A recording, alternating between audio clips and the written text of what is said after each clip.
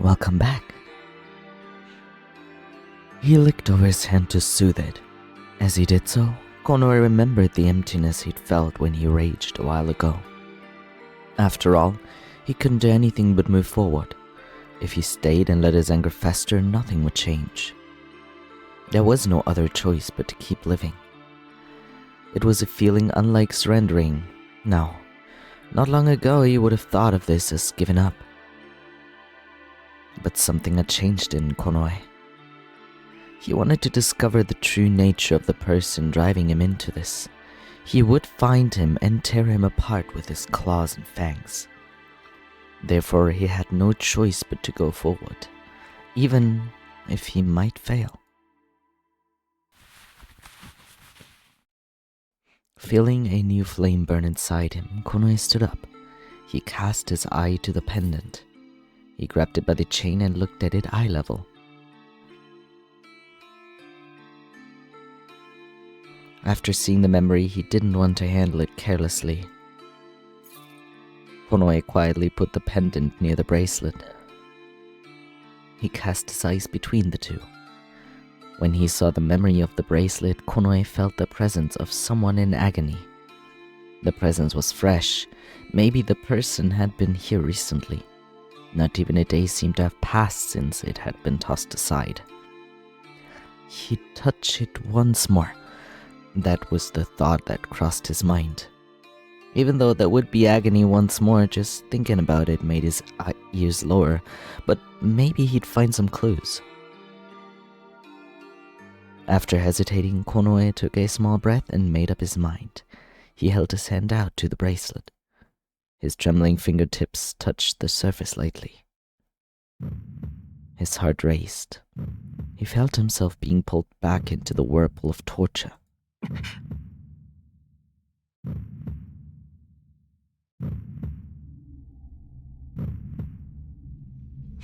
Putting a hand against the tree trunk to support his body, Konoe concentrated on the image that began to form in his mind. The green light scattered and the image cleared bit by bit. Something like clothing was reflected in the edge of his vision. This presence, it was definitely a cat, on the move. Before long, a small puddle entered his field of vision. It was the place where Konoe was now. Then the image of a large bag appeared. He couldn't see it clearly, but it seemed to be filled with lots of different things.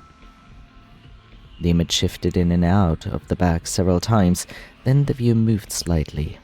Then he saw the ground. For an instant he saw something like the hem of a coat. Something chased him, but then the memory cut off. He let go of the bracelet. Konoe exhaled when he was freed from the pain. He raised his head and looked back at the puddle. The owner of the bracelet seemed to have passed through here. He should go that way too.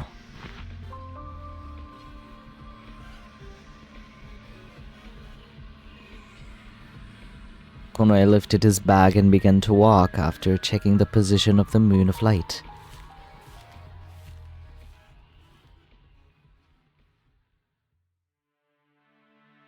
Konoe threaded through the grove. From there, the scenery continued on and on, just like a maze. The moon of light had set and colored the clouds red, and the moon of shadow floated in the sky.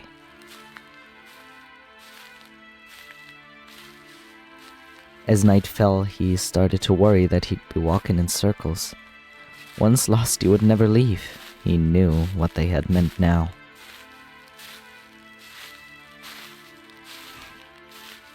As Konoe walked carefully to avoid the void, he saw a large tree ahead. Its trunk was larger than those of the other trees, and its roots sprawled over the ground. It looked like a good place to rest. He felt his tail had been hounded with fatigue and thought that soon the rest of his body would be too. Konoe debated whether he should rest now or not, but feeling like he was just recklessly advancing, he decided to rest among the roots for tonight. Suddenly I turned British, oops. Approaching the tree, Konoe sat down to hide himself. He breathed in the cool night air and exhaled slowly. If Konoe listened carefully in the silence, he could hear odd cries and noises. A scent of moist earth rose strongly from beneath his feet. He didn't know what could happen next. Konoe dozed off until morning came, then scanned the surroundings with his ears.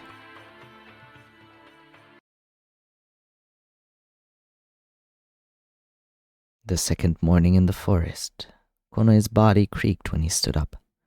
He'd scrunched his body up into awkward positions so he didn't feel rested. He slowly lifted himself from the base of the tree roots. He had a faint headache, but he stretched out and shook it off. After he finished grooming his arms, ears, and tail, Konoe took out a flask from his drawstring bag and drank some water. Then he took some of the dry grass roots. He was thirsty, but he didn't feel very hungry. It was probably due to his anxiety. Konoe began to walk through the forest, carefully weaving through the fog after checking the position of the moon of light. It's always foggy, it seems. How much further to Ransen? Moreover, Konoe wondered if his pursuer from Kaoru had entered the forest. As he continued onwards, he held these uneasy thoughts in the back of his mind. As he walked, Konoe marked the tree trunks with his claws. All too soon, the moon of light climbed just above him. He sighed a little and stopped.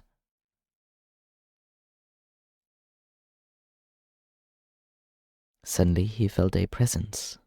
Konoe's ears perked. Someone was there, and they were not alone. There was the sound of branches being tread on and the sound of clothes rustling. The air vibrated, confirming a presence. 2, 3, maybe more. Maybe he was surrounded. They were watching him. Bandits. Several rough breaths overlapped and echoed through the trees.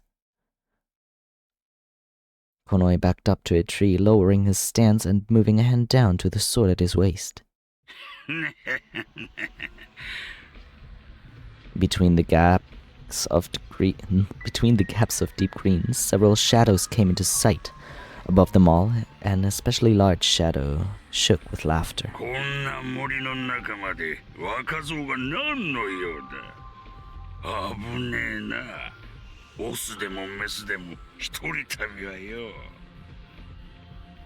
As if amused by those words, the surrounding shadows all laughed at once. Their coarse voices shook the plants. As the group of shadows glared at him, Konoe sorted out his thoughts. When he glanced around, he saw about 10 of them. He could take them on, but only if they attacked one by one. All the shadows were large, but they seemed to be quick too, so they had an advantage. Konoe felt something strange about the scene before him. The shadows hiding in the trees crawled towards him little by little. Seeing the cat surrounding him, Konoe gasped. He's ugly. Very ugly.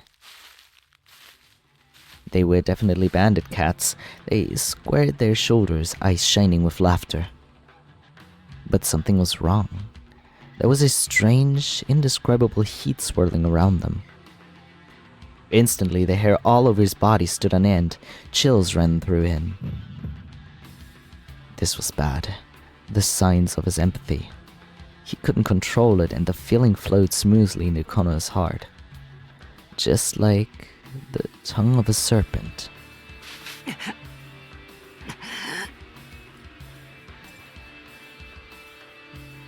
Suddenly, a ferocious torrent of emotions pierced the wall of his self-control and spread into his chest. His teeth clenched and his knees buckled. If he couldn't start breathing again, he'd die. Even as he thought this, the intense emotions rose. No, it was different. Something really was wrong. Many lights exploded in the backs of his eyes and disappeared. Intense delusions, vivid images. Konoe didn't understand whose face it was, but it was warped with hatred. He was pulled into a vortex. The bandits surrounded Konoe, who'd collapsed, laughing their vulgar laughter. The density of the emotions increased and his thoughts flickered violently over and over again. At that moment, a shadow flashed through Konoe's mind. It moved smoothly, meandering left and right. There were traces of glossy scales. It was a serpent, the green snake from his dreams. He was thinking back to that now for some reason. There was something there, he thought. There was something here other than the bandits.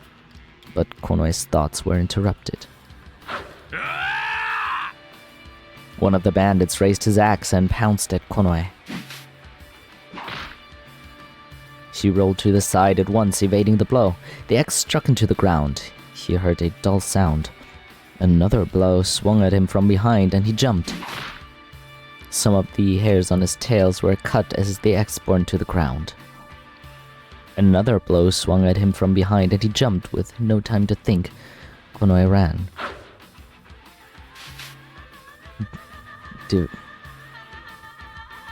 Divining he escaped the circle of the bandits' siege. Once they realized that their prey had disappeared, they slowly turned their bodies and faced Konoe's direction.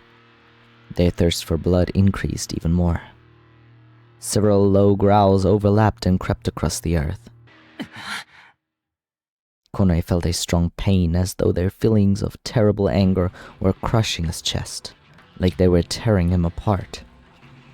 In the corner of his mind, the snake undulated. Its body and laughed, its tongue flickering. His knees weakened as he desperately tried to endure it. If this kept up, he wouldn't be able to move. He swallowed the agony and ran to escape from the bandits. He dashed out of the way of the roughly planned stone sword flashing across his view. Then he kicked his heel at the chin of a bandit cat who had grabbed his tail.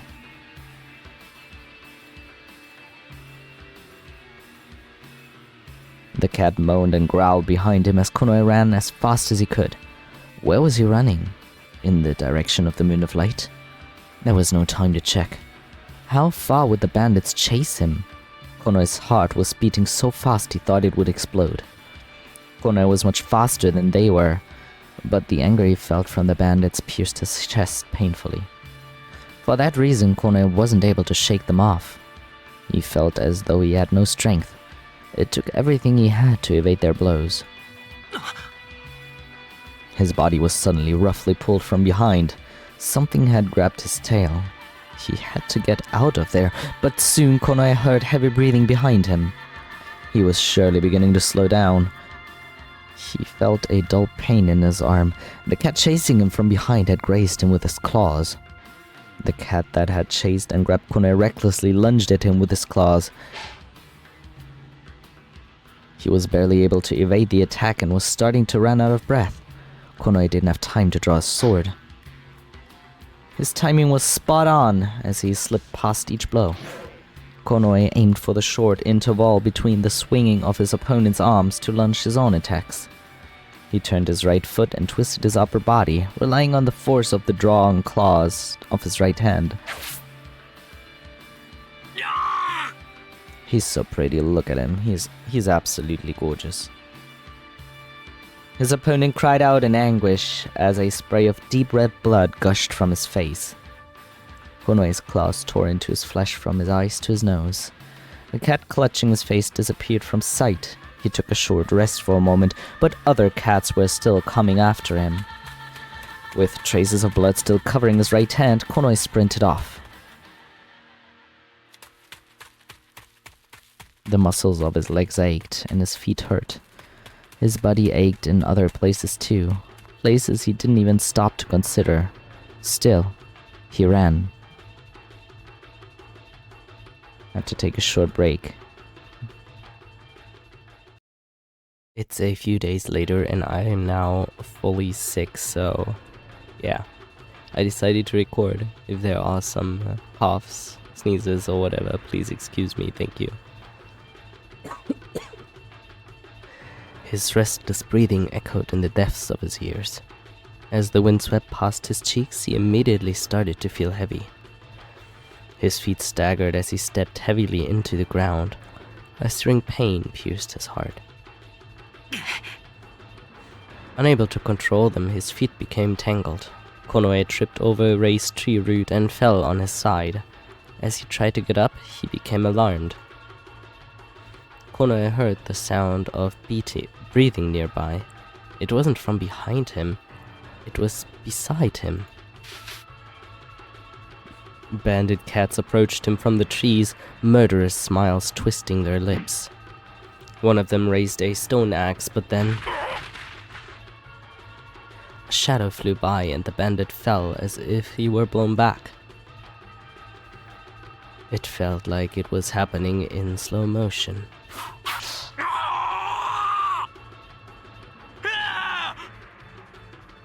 Screams rent the air, one after another. Konoe stopped and looked behind him. The bandit cats behind him had fallen with their eyes rolled back in their heads. They convulsed as bloody froth emitted from their mouths. When he looked closer, he could see a straight red line sliced across their necks.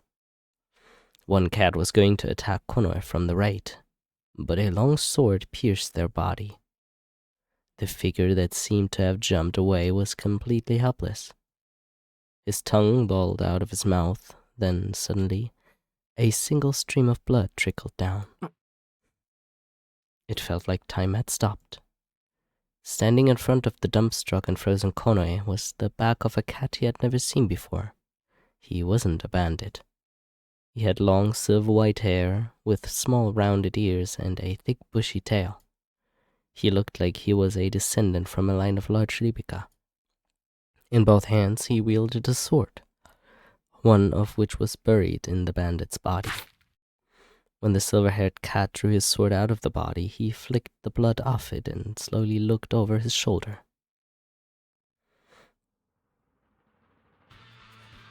A blue eye pierced through Konoe. His heart leapt. The silver-haired cat had only one eye. The other eye was covered by an eye patch, but when the moonlight shone through the foliage, that one eye still reflected a strong and quiet light. Instantly, Konoe forgot all about his vigilance. Silver hair swayed subtly in the breeze. Oh. I'm gonna gaze at his face. Konoe stared at the cat in front of his eyes as if he were eating into him. If he looked away, he'd admit the superiority of the other cat. A tactic rule amongst cats, though it didn't matter much now. He just felt strongly that he didn't want to look away.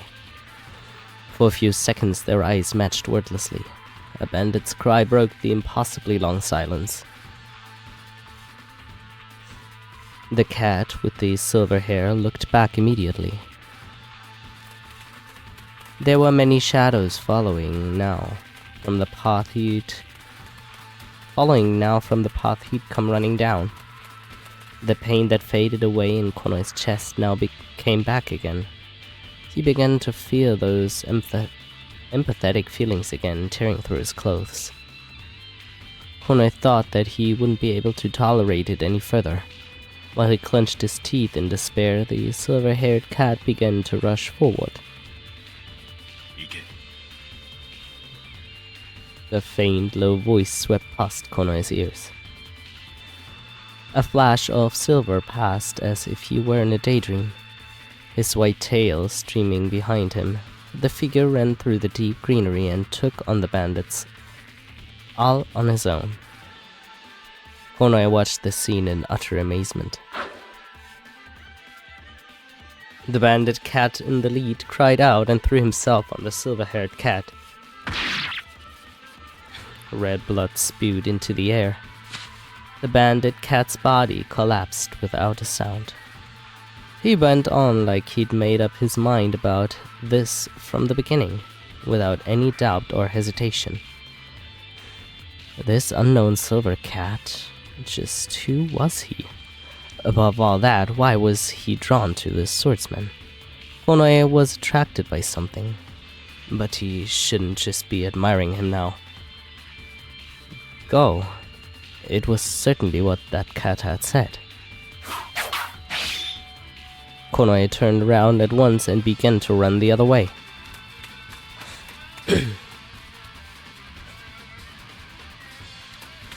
Konoe obeyed the words of the silver-haired cat as if he'd been enchanted. The pain of empathy still tormented Konoe's body. He held his breath. He wouldn't have been able to turn around if the bandit's cat had caught up with him. Emotional empathy. It was a useless thing.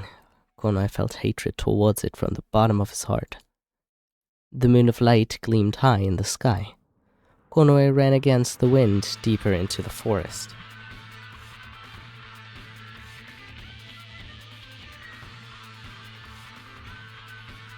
In the meantime, the silver-haired cat didn't look back at Konoe as he ran and raised his sword instead. His appearance wasn't fierce, rather he seemed to look indifferent. But the moment his sword sliced into flesh, there was definitely a small smile on his face. There was a muffled scream, red live blood dripping to the ground. The green was dyed with flecks of vivid red. Whenever his silver hair fluttered, sprays of blood danced behind him as if following his every movement. The bloody feast in the deep forest was interrupted. Only the silence in the air indicated its end.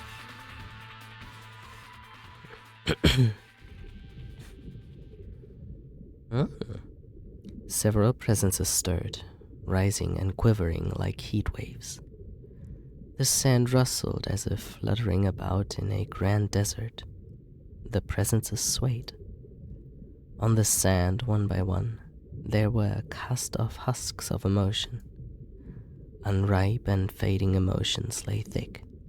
They'd make a bitter sound if they were to be stepped on, even cautiously. A paradise of refined emotions, a fragile and ephemeral dream. There, the wind blew. The swaying presences pushed it aside. On the wind were full fragrant colors. Fragrant.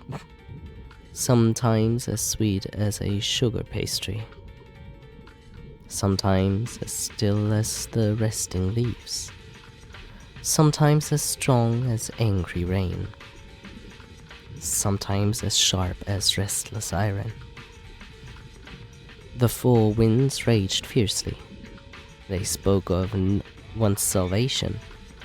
Salvation to be rid of the cast-off shells of emotion. They flew away from this paradise. They were set free from their prison. How? It was quite simple, and even simpler when shared, but there was no one to share it with. No one could grant their wish, because they could not reach. Even if they shouted at the top of their voices, they knew they would not be accepted. The winds laughed. A sound from the four colors echoed. The four colors whipped up the sand. They could go, to continue their search. Voiceless voices echoed. Weird sentence. The four winds dispersed and cast long shadows onto the sand. One sweet, one quiet, one strong, one delighted. I forgot how much I loved him, oh my god. The flashbacks are coming in, oh my god, yeah, yes.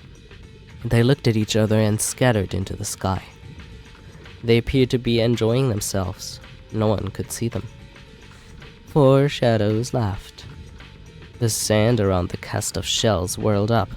There was an empty sound as Konoe ran with all his might. The four shadows turned into wind and disappeared.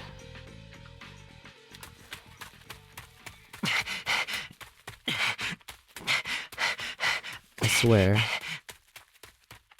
once you see the actual looks of these four guys, ugh, damn. How far had he run? All sense of time had left him long ago. Breathing was painful. Even so, Konoe wouldn't stop running. The silver-haired cat. The cat had a mysterious intensity to him. He remembered his cold blue eyes. The cat was strong. He had a powerful air about him. He took on 10 or 20 bandits like it was nothing. Konoe was extremely grateful that he'd helped him escape. But why did he? Even though it was easier to just abandon a weak cat, he didn't really know. Was it just on a whim? And what was he doing in this forest? Was he a traveler as well? He was probably on his way to ransom like Konoe. His questions keep coming. However, above all else, Konoe knew this cat was enveloped in powerful emotions. He seemed to crave fighting. The silver-haired cat moved sharply as if he were cutting the air. Just thinking about it made the hair of Konoe's tail stand on end. Something had reflected in his blue eyes as soon as he crossed his swords. There was some kind of light dwelling in it. Konoe wanted to know more about it. While he continued to run, Konoe pushed the brush aside and suddenly the ground below him disappeared. He gasped strongly. The ground had given out to a steeply slanted slope. He hadn't noticed it. Before he knew what was happening, Konoe went rolling down the hill.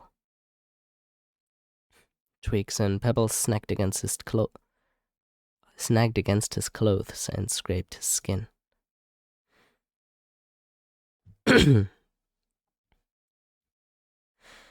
When he finally stopped, Konoe found himself face down in mud.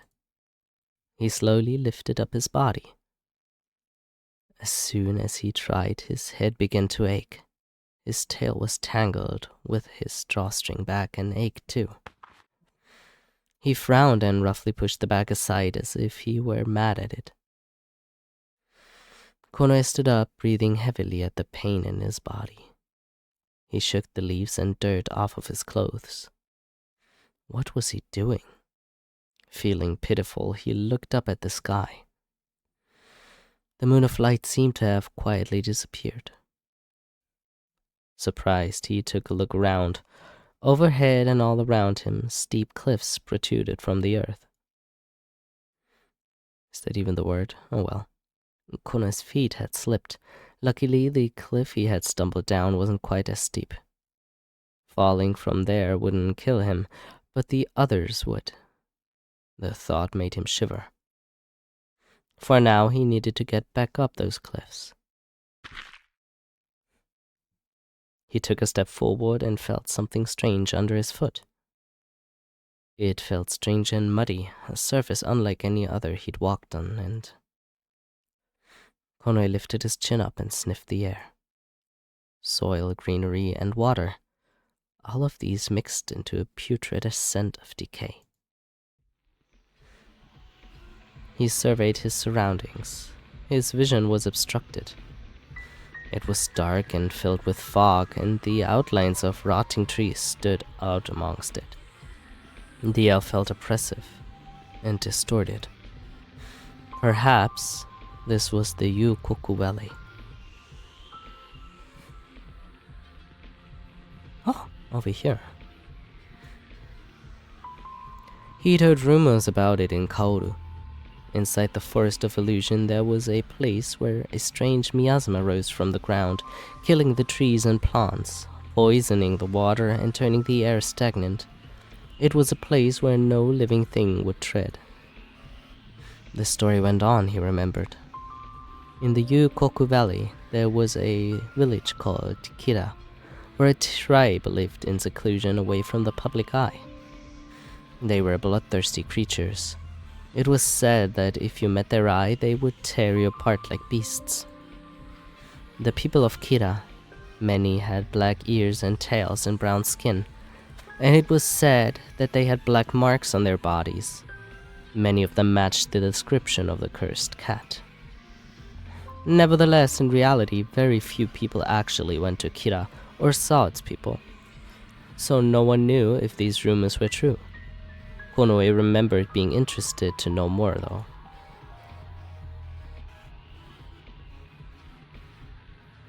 Black ears and tails, black markings on their bodies, just like Konoe. Maybe if he met with them, he'd find some clues. Such a thought struck him now. If he kept going, maybe he'd run into them. He wanted to see what they looked like. But he was in danger here, if they really were as barbaric as the rumors claimed. Konoe perked his ears and sniffed the air, watching the state of his surroundings. The dead trees didn't have territorial scratch marks on them, but he could smell the faint scent of other cats. Here. Konoe followed the smell and started to walk through the dense fog billowing around him.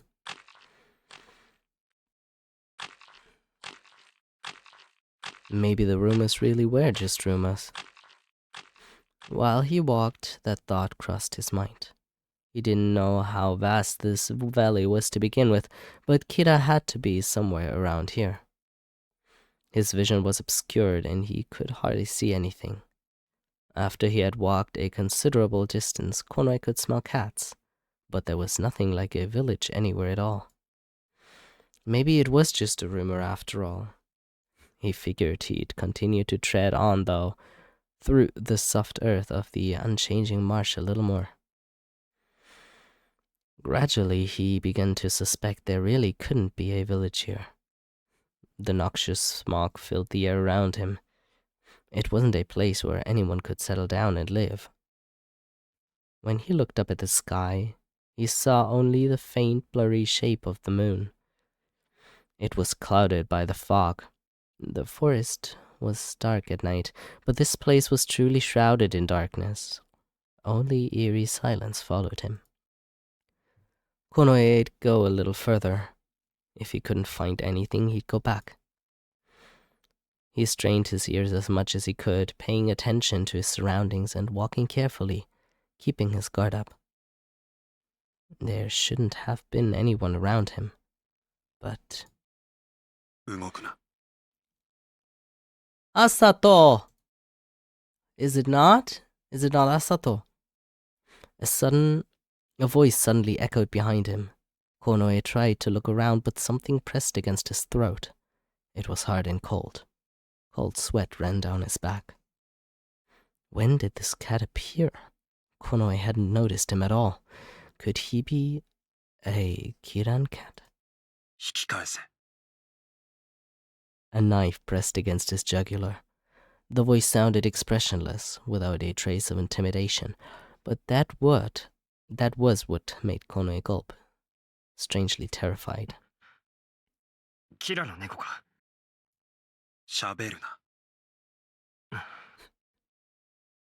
Konoe quietly relaxed his body. His silence indicated his obedience. While the cat behind him kept Konoe captive, he slowly began to change the direction of his body. He turned towards the direction Konoe had come from. But Konoe didn't intend to give in without a fight. Suddenly, Konoe pushed his body forward from the cat behind him.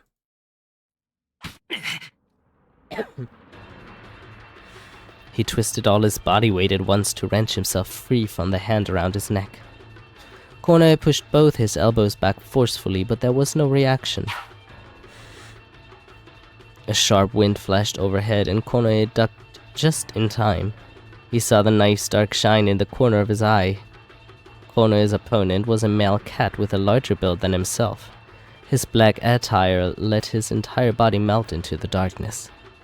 Only his eyes, with its pupils drawn to thin slits, shone coldly. Chills went up Konoe's spine. In those eyes he saw neither fighting spirit nor malice, only the urge to kill. Earnest, true eyes.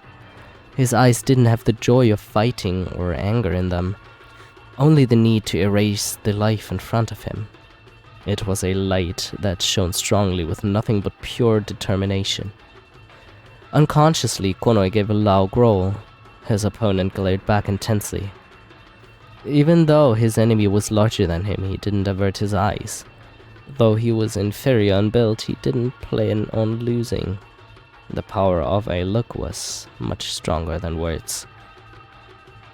The cat's expression changed for just a moment. He opened his mouth slightly. But this foe was silent as he stepped forward and brandished his knife. Konoe tried to avoid it, but he lost his footing in the mud. He lifted one arm to protect his head and could barely evade the blow by ducking to the side. The knife didn't cut his flesh, but its blade caught his gauntlet. Konoe jumped back unconcerned. A dry sound echoed. The fabric of his gauntlet had ripped and listlessly fell to the ground. Now that there was some distance between them, Konoe reached for the sword at his waist and changed his stance. But the cat didn't move. Even the murderous intent that clung to him gradually faded. Konoe watched his opponent's actions suspicious. The completely black male cat stood straight.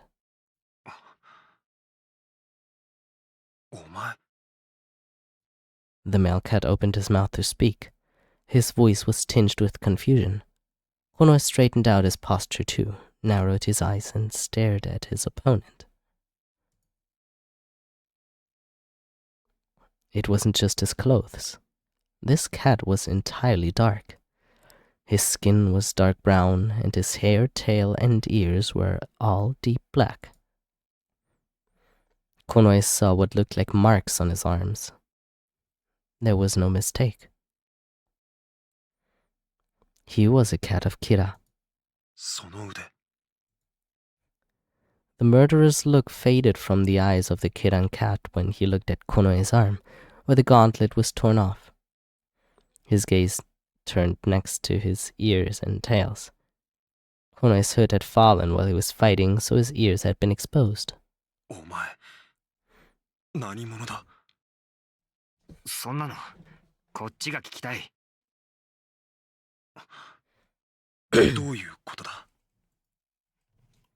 Konoe picked up the torn gauntlet and glanced at his bared arm.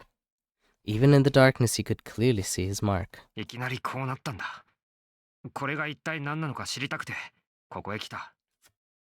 キラの話を聞いたから。